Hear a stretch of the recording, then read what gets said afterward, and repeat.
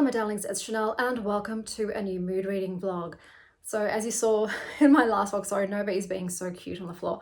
I've already been out today, so I will put some footage in after I have finished speaking. But I have to say, the pistachio latte, and when you see it, you'll know it. Oof, absolutely scrumptious, diddlyumptious. So I did go to the hairdresser, I got my hair done. I got a lot of compliments on this dress. But let's get started with a pull. My kids are at their dad's, but they're coming past because the kids forgot some stuff here, and I might go out with them to get some frozen yogurt, and then I'm going to have the evening to myself, and I think I might try and finish, what's it called? Mickey 17, since, yeah, I only got 30 minutes into that before breaking my tooth in half, and I just want to finish the rest of the movie, so I might do that today. We'll see. I might go to the library as well. I'm not sure what I want to get done today because I've just got this evening only to myself, and then it's kids sleeping over tomorrow and the rest of the school holidays. But I digress. Let's do a jar pull for this reading vlog. We've got one. So you read first. The Island of Missing Trees by Elif Shafak. And this I saw on Rin Reading. It's interesting timing because we've got Greek Easter in 2 days. It's actually the same time as regular Easter, and I think if I recall, this book was about, I want to say genocide, I don't know, but I'm Pontian Greek, and my family were very lucky enough to escape the Pontian genocide and flee to Greece. So yeah, it is something that is close to my heart, but I might be wrong. I'm actually going to look that up. Maybe it's not a genocide book. Island of Missing Trees.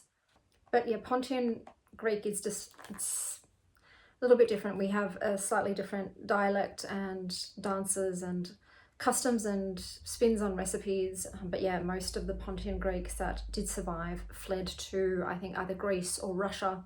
This is a book about, yeah, two teenagers, Greek Cypriot and Turkish Cypriot. So Cyprus, but still about that Turk-Greek conflict, which we don't have. My aunt literally married a man from Turkey. She went to Turkey, met a homegrown Turk, married him, made babies with him, and yeah, that we don't harbor any ill will to Turkish people. Just want to put that out there. Okay, so let's do tarot pull. I'm just doing one of my tarot decks again because I can't bother going to get another one. All right, let's get shuffling. Every day I'm shuffling. Yep, that one's the one. Ooh, I love this card. So we've got the beautiful Dita Von Teese in the Star card. So let's see what the Star card prompt is. A graphic novel. Well, it's going to be a Frieren. Look, if something else catches my eye, I'll substitute it. But otherwise, I know Frieren is manga, but I group graphic novels and manga together. So it'll be Frieren, or it'll be something of a similar vein. Besides that, I'm heading to the library, I'm hoping today, before they close over the Easter weekend, and we'll see what I get. And is there anything else that I really want to read? I feel like there is. Oh, I know what I'll be reading. The May installment of Ben Read's Good Challenge, and that is Reread a Book. And I'm going to go grab the book I'm going to read because I've got an edition of it myself. It's on my 5-star bookshelf because it's a 5-star read from when I was a kid. And it is The Phantom Tollbooth by Norton Juster. So this is my edition from when I was a kid, and it's really beat up because it's moved 14 houses. And I have reread the shit out of this book. I read this so many times growing up. It's right up there with Matilda for me, and I want to read it. I want a bit of joy. I want a bit of that childhood nostalgia. I want to see, does it still slap? I'm sure it still slaps. I don't see how this couldn't slap. I used to dream about diction novelists, but I'm getting ahead of myself. I'll talk to you about it once I've read it. So this is definitely going in this reading vlog. This is a reread for me. And once I've chosen the other books, I'll let you know. But yeah, I'm probably go get Yochi with the fam, and then go to the library and watch Mickey 17 today.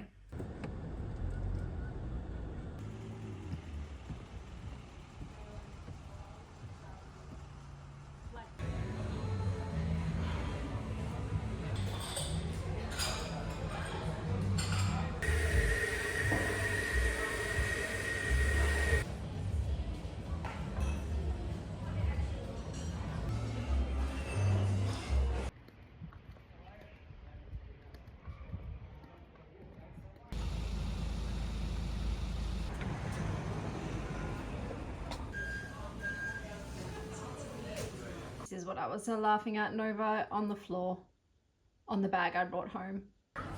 Yeah, that is Oreos. Sorry, crushed up. I love it so much. Oh, but there's no way of doing it immediately. Right. Takes out. Good morning, my darlings. I'll have to check to make sure this isn't see-through in editing. I am running on 2 hours sleep.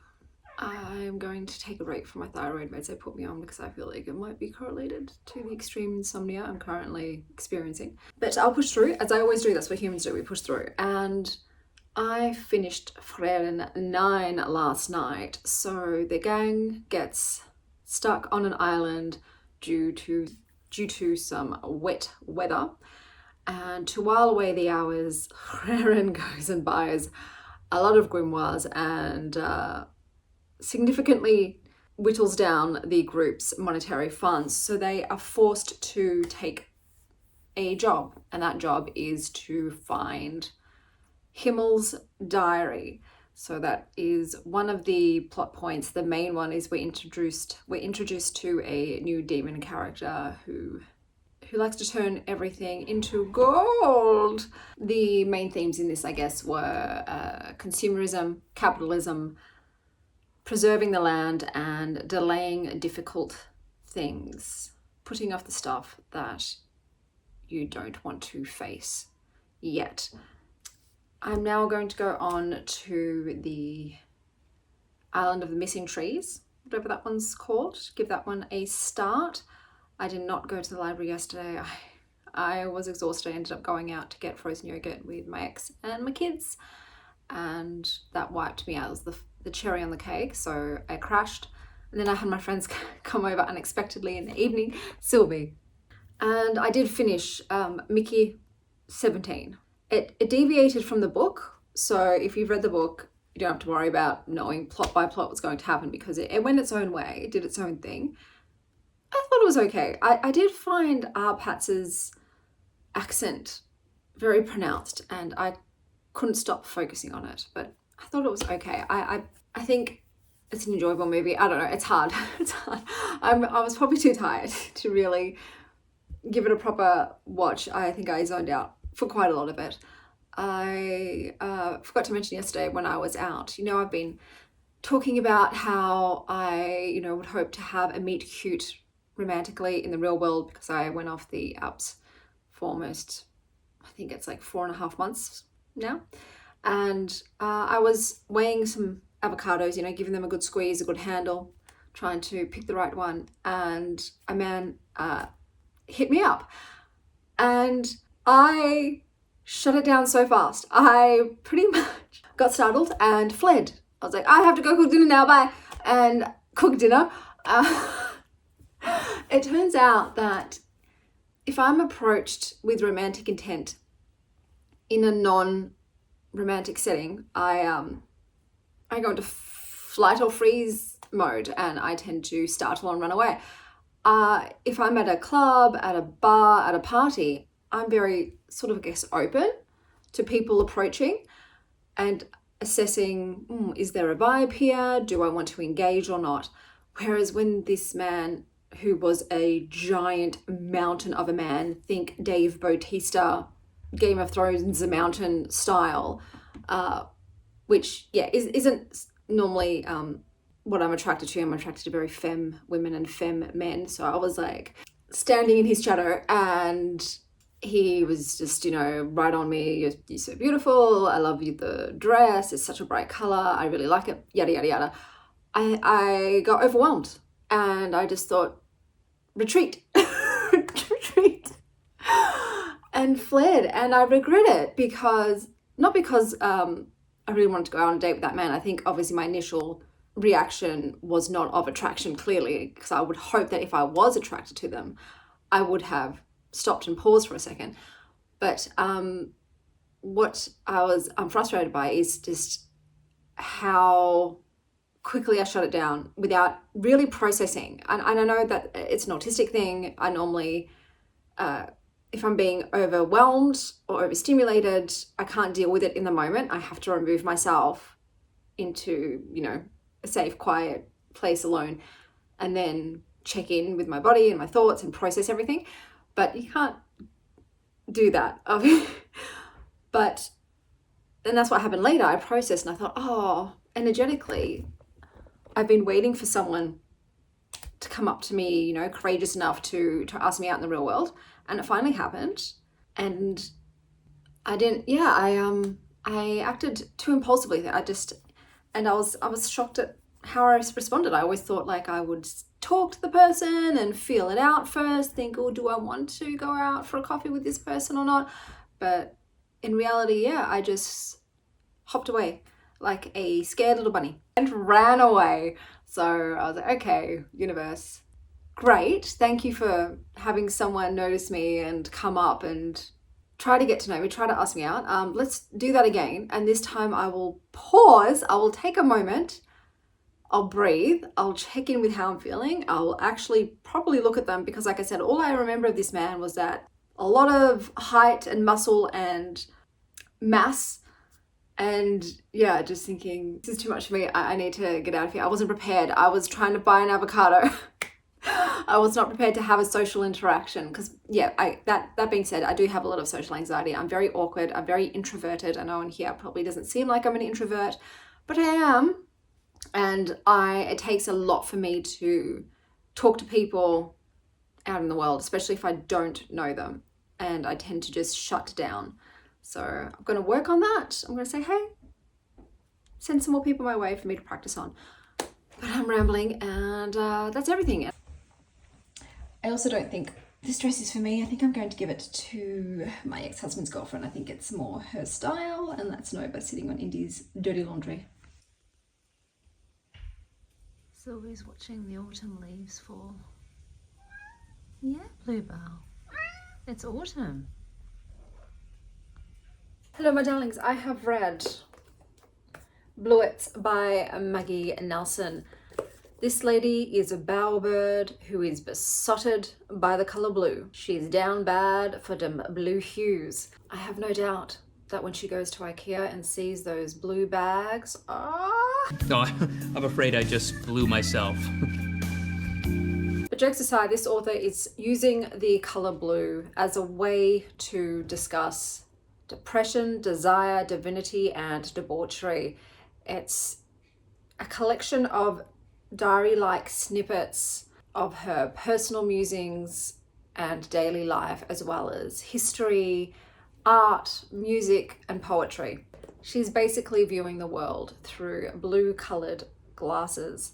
There is a lot of Goethe and Wittgenstein in this book. I'll give you an example of one of the snippets. So as you can see, it's little snippets that are numbered. And here's an example of one. This is number 18. A warm afternoon in early spring, New York City. We went to the Chelsea Hotel to fuck. Afterward, from the window of our room, I watched a blue tarp on a roof across the way flap in the wind. You slept, so it was my secret. It was a smear of the quotidian, a bright blue flake amidst all the dank providence. It was the only time I came. It was essentially our lives.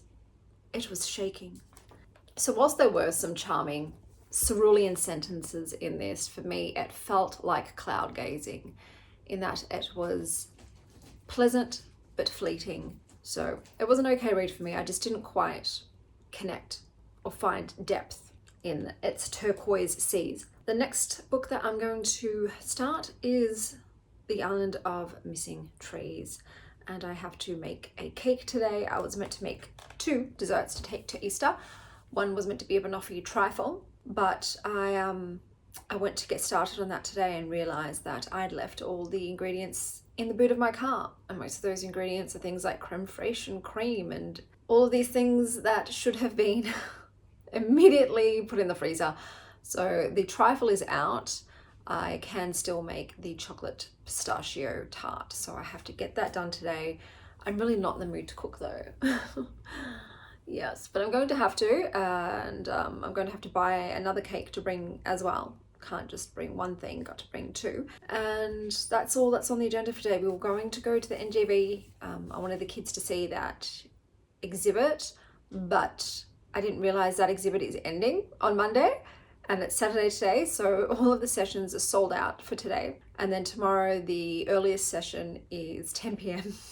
So we managed to secure a session on Monday at 8:30 p.m, which is still so late for me. I know I sound like a grandma when I tell you this, but I don't like the nightlife. I like the daylight. Sun's getting real low, means my energy's getting real low. So I still want them to see it though. It's the last day. So I'm just gonna have to mainline coffee in the afternoon and hope for the best. But the kids are fine. The kids are actually night owls. So they'll be fine. They'll probably love the fact that we'll be going out at night time and an adventure. So that's on Monday. But yes, cooking today, a little bit of reading. I've got a crochet bag on the go. I'll show you when I'm done. And an Easter tomorrow. So distinguished, such a lady, yes. Big thanks to my mum for dropping off some chureki. The only downside of having a lot of trees is leaf raking time. Send help. I used to have a lawn under there. Yeah, latest crochet bag is done. I'm a sucker for a glitter button, babes. Blue, I feel like you're going to fall off. You got to be careful. I love you. I finished it. Yesterday I needed something comforting and wondrous and magical and nostalgic. So I did re-enter The Phantom Tollbooth by Norton Juster. To me, this book is ageless. It's of the same vein as The Little Prince in that it doesn't matter what age you are. I'm sure you will enjoy it, especially if you were a kid, a nerd like me who used to read the dictionary because they just loved learning new words and found them magical. The wordplay in this book is delicious. It is scrumptious. It is delectable. There are puns and aphorisms and metaphors and similes. Juster just does it well. Basically, you name it, they got it, son. I still wish I could visit the land of Dictionopolis and literally eat my words. I love the names of characters in this. You have faintly macabre, the not so wicked witch who decides which words to use. The lands are also awesome. At one point, Milo finds himself on the island of conclusions, and how does he get there? By jumping, of course. There are countless lessons sprinkled in this tome, especially in regards to the importance of knowledge, imagination, and perspective. It's fast-paced, it's filled with outlandish lands, and look, I should start by saying what the book is about. My God, I jumped ahead. The book is about Milo, and Milo is a young boy who does not know what to do with himself. Wherever he was, he wished he was somewhere else. And when he got there, he wondered why he'd bothered. Nothing really interested him, least of all the things that should have. Almost everything was a waste of time. I can't see the point in learning to solve useless problems, or subtracting turnips from turnips, or knowing where Ethiopia is, or how to spell February. And since no one bothered to explain otherwise, he regarded the process of seeking knowledge as the greatest waste of time of all. And then one day, apathetic Milo finds a tollbooth in his room, and it's a magical tollbooth, and he sets off on an adventure, and on his adventure he falls in love with learning and eventually finds his way. I love this. This is a 5-star book. This is a 6-star book. It's one of those pivotal, foundational, soul cornerstone books of my life. My books are normally in great condition. This is beat up because I just read it over and over and over and over again, and it doesn't disappoint. This is whenever I feel blue, down in the dumps, disconnected from life, I have to remind myself to pick up this book and reconnect to that little girl inside me who was able to make magic in her otherwise grey world. So yeah, I can't recommend this enough. This is fantastic and one of the greats of all time. I did start The Island of Missing Trees. The writing style is lovely. The author has a beautiful way of phrasing things. However, the main character is a teenager in school, and I obviously don't think I realized that when I added it to my jar. I'm going to give it a bit longer, but yeah, I'm just not a fan of reading about teenage kids in school. I could do middle graders in school in magical books, but yeah, contemporary setting, school, teenagers, I'm not that interested, but we'll give it a bit more of a go because like I said, the writing style is lovely and I wanted to give it a decent shot before deciding. Perfume that I tried recently is called A Whiff of Waffle Cone by Imaginary Authors. This is a really cool brand. They make up stories to go with their perfumes. I should probably read the story. I'll read the story after I tell you about it. So this perfume to me was a trip down memory lane. Immediately it evoked the town of Williamstown, and it was somewhere that I visited a lot as a kid, and it was just giving me seaside ice cream nostalgia. So it's lovely, but it's not a scent for me as adult Chanel, but it was nice to have that memory evoked. So let's read the story that the perfumers made for this perfume. More of a how they do it than a whodunit, this magical tale will sweep you back to simpler times and envelop you in a warm blanket of nostalgia. At the center of the novel is an ice cream shop with mysterious powers. Upon entering, customers are hit with a marvelous and magical aroma which immediately transports them to different periods of their life, ping-ponging through 4 generations of rich family history and tender community connections.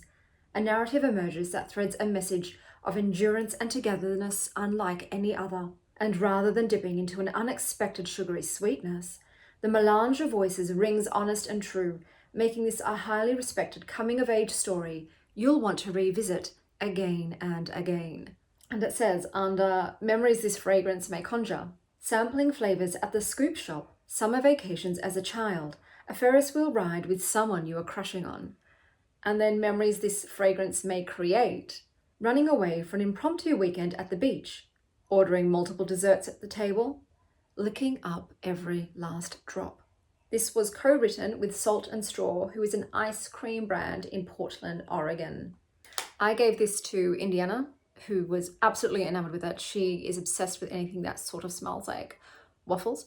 And this is a definitely, if you love, that sweet, sugary, this is a more nuanced adult version of that. Very sugar sweet childhood memory. I just love the lore of this company, the fact that they create stories to go with their perfumes. So I'm bummed that it wasn't a hit for me because I would love to have one of their scents. I might sniff them all at the store. I might go back to Law Perfumery and see if any of them hit. But I remember when I went in, they did say that they were out of stock of most of this brand's perfumes. So they're obviously very popular. But I did remember that seeing them on the day, and I asked them, "Oh, what's that perfume?" And they told me, "Oh, they've got their own stories, but go online, check them out, because there's a lot more than what's in the store." Besides that, I am going to also pick up another book to read, just in case The Missing Trees is not suitable for moi, and I've decided to pick up Bear Season by Gemma Fairclough, which is meant to be a hosta horror mystery thriller. So if I start reading that, I'll tell you what it's about. I don't like to read the blurbs until I've begun the book. I think sometimes you can get a bit spoiled, and I like to be pleasantly surprised by what unfolds. It's Easter today. It's also Greek Easter today. So I'm heading to my family's.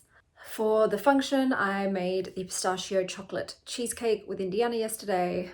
Yeah, I'm really bummed that I couldn't do my banoffee trifle, but I didn't want to go and spend the money again on cream and creme fraiche and all the other ingredients that went bad because I left them in my car. But because my mum bought some tsureki, I'm just going to bring that along as well. And hopefully that's enough dessert for everyone, although my family's not the biggest sweet tooth. They have slivers of slices, whereas I'm like a big chunk.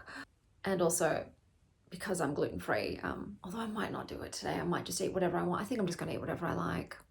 I know I'll pay for it and I'll feel wretched. I wish I didn't have Hashimoto's so I could just indulge in all the sweets that I want. But yeah, it does amp up the antibodies And I don't want that. I'm actually starting to feel a little bit better. As you might have noticed, I'm not losing my voice as much. It's not quite right, but it's manageable and I can actually have extended conversations without going mute. So I feel like I might be improving slightly. I'm still meant to do the carnivore diet at some point. She really wants me to do that. Just meat, fruit and veggies for 2 weeks. I'm going to have to find a week where I'm not leaving my house and then do it then, because yeah, it's a bit more difficult to go out and eat that way. But I do want to try it and see, like that's what she's prescribed for me along with some of the other medications I'm taking. And I'm sleeping well, so I stopped the thyroid meds for now, and I no longer have insane insomnia. So yeah, I've had that reaction before and they try me in a different dosage. Unfortunately, it ends up giving me, insomnia and anxiety. So yeah, I just have to try and reduce the antibodies naturally, which will naturally, I'll just have to, go back to my old way of trying to just reduce the antibodies, reduce the inflammation, and that way it sort of goes into remission. You become, what's the word? Non-symptomatic. So it just takes a lot more effort because you have to make lifestyle changes and have the willpower to continue on. But I do want to feel like myself. I want to feel better. I want to feel as healthy as I possibly can. And I'm like, for instance, the arthritis is almost always in remission now. I have a flare up every now and again, but I got that under control by eliminating most nightshades. That was the biggest trigger for me for my arthritis. And so yeah, I think I can get a handle on it and take care of myself and feel good. Because when you feel good, life is better. Unfortunately, I found nothing to help with my endometriosis and menorrhagia. All of these specialists, all of the different types of doctors or treatments, TCM did reduce the symptoms, but it was too expensive for me. It was about $250 a week, and I just can't afford that. That's not covered by insurance, so or Medicare. It was too expensive. I couldn't be spending $1,000 a month, even though, like I said, it did reduce my symptoms and it did reduce the length of bleeding to 9 days instead of 14, which is currently where it's at. Half my life I spend losing my life force, pretty much. But that's too much information. Oversharing. I will see you guys later once I have read some more. Cake. Looks like shit, but hopefully tastes good. Happy Easter 2025, everybody. I don't know what else you want me to say after Christos and Esti. Hello, bunnies. Oh, hello, your friend.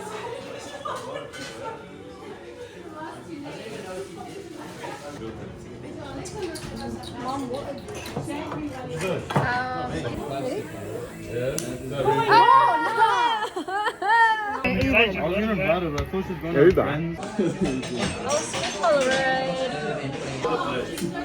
They're custard tarts. Stop rule! I told you! As soon as I saw the sesame, I said that's rulers! You killed it, Rule. I told you, it's got the zhuzhing on top. It's her. Zhuzhing on top. Everyone smash it. Ice cream. That's alright, Scratchy. We all need one. Give me a plate. And tiramisu ice cream. Is it head to head or is it head to back or pointy to pointy? Pointy to pointy. Yes.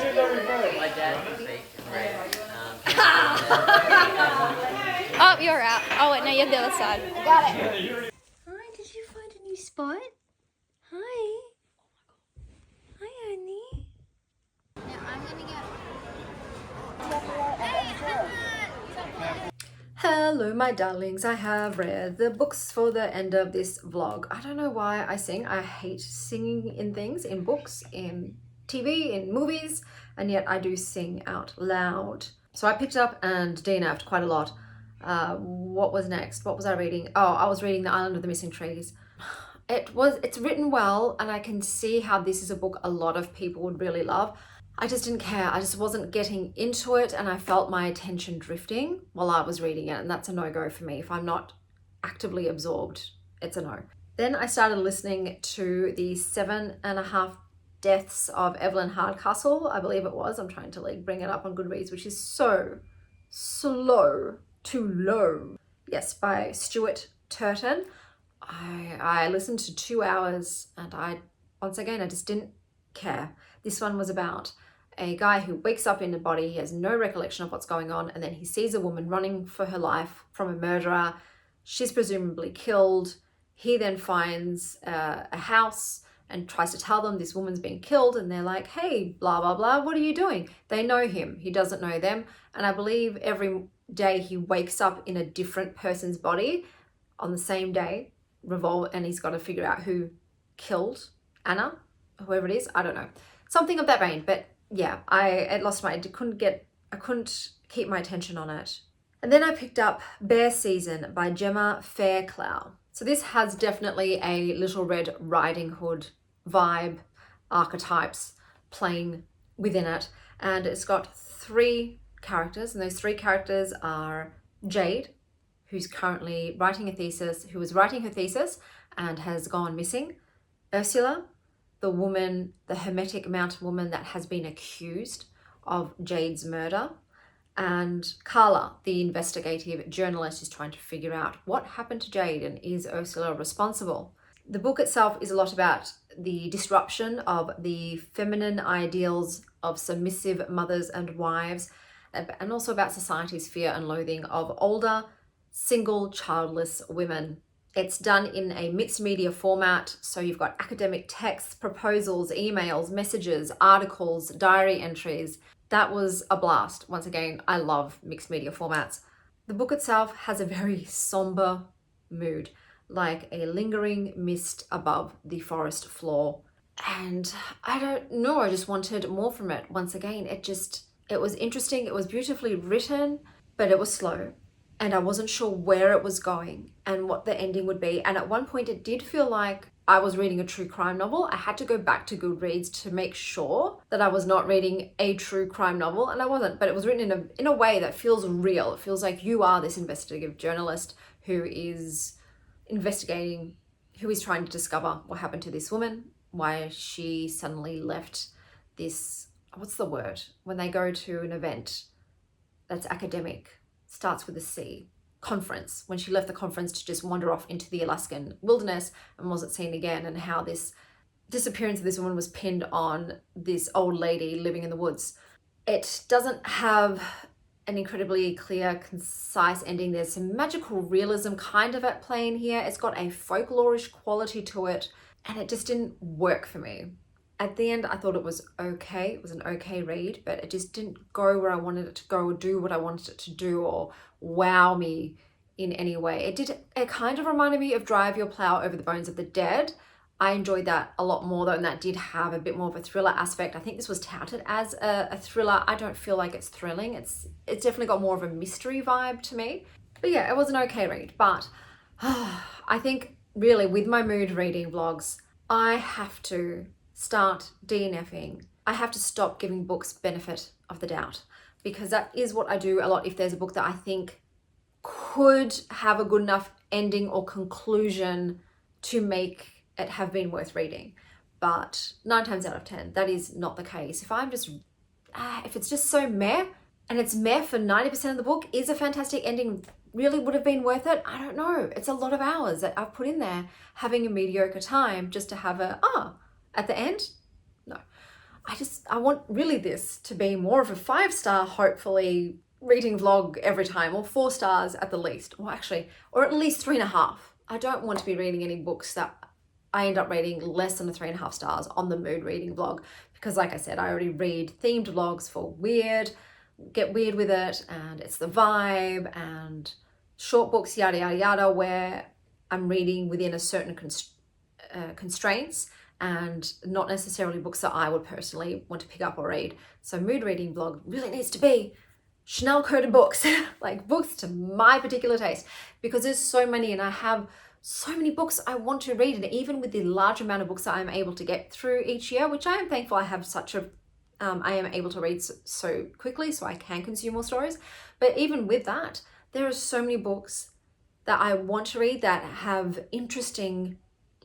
piqued my curiosity, that sound amazing, and I'm not getting to them. Then I'm always adding more than I'm reading, because obviously there are always new books being released, or there's new books coming to my attention that I hadn't heard of before, or people are recommending books to me, and so far the list is always ever increasing. And if I'm able to just DNF books that, you know, are feeling like less than 3.5 stars, at least what I do end up reading will all be great. And then I won't feel as much FOMO. You know, I feel the fear of missing out occurs more when I've ended up choosing and spending time on a book that was mediocre or not great. Because then I'm like, well, this could have been another book that I could have spent my earth time on instead of this one. So yes, going forward, I'm going to be house sharp with the DNFs. If I'm not feeling it and it's not getting me, and I'm not like thinking literally, oh, this could be a 5-star, I'm just going to DNF it. Like, I'm sure they're still good books and a lot of people love them. And I think that's also what pushes me through, because I think in the back of my head, other people might actually enjoy this book. So I do want to talk about it for them in case they're the right reader. But am I here just to recommend books to everybody else, or am I here to read books that I like?